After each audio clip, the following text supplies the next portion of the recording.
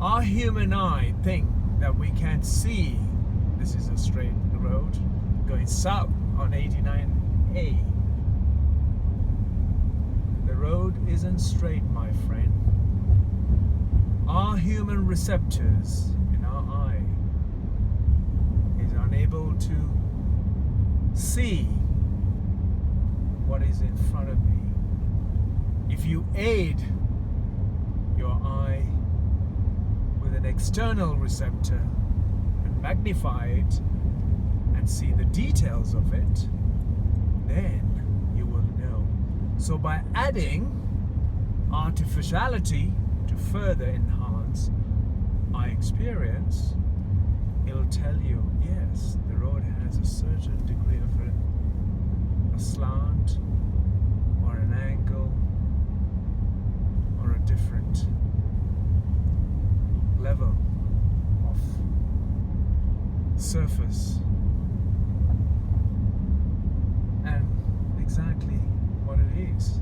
The human life has to engage with many given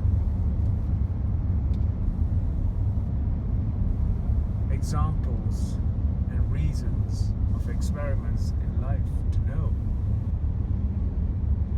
what and how we can determine and how we can arrive at our answers. Only then we know. We found to a degree to what we have experienced through life for what we are looking for. So when somebody says man is creative, man can think or reason, it is a false statement. Or is it a true statement? It is a true statement, because the man can't think or reason. Come and ask me why. If you've got a whole day, I can explain you with so many given reasons. If you're a cameraman, says no, the camera is found. No. In the old times, people were living in the Holy Land. They had a mud house to keep the mud hut in nice shape. I have been in these places and I've seen it. During the daylight, the shadow of that sun that gives us light changed the angle, and where in the mud hut there was a little wooden piece that had a nut hole that was come loose, and it had a hole through that wall. And if you've seen any animals outside in the Holy Land walking, you see the upside down land. And that's how the box camera came about. Yes, folk, nothing is possible to be created by man's knowledge. Man has no creative power to do anything without doing or without knowing the previous to that very experiment or that very environment that somebody else have had an experience or relationship to.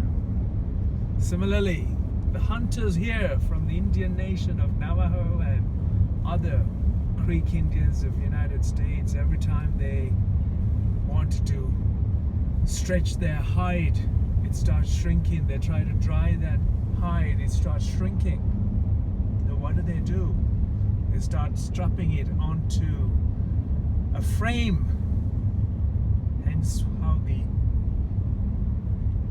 the dreamer, or the dream catcher came about, is one way. They wanted to then start stripping animal hide into small stretches or strips about 1/2 inch thick, and they bound or they tie them onto straight sticks, and the straight stick, as the hide got dried out, the straight stick start slightly curving, bending along. Hence, they discovered that it could be used as a bow, and an arrow was born, and a bow arrow was born just just in that way. These are not written down in a encyclopedia of any kind. Well, these are stories. These are true stories heard by the people of the land who have experimented their existence and lived with these sort of knowledge, and they share their knowledge amongst the outsiders who came along to this land and elsewhere, with the nomadic or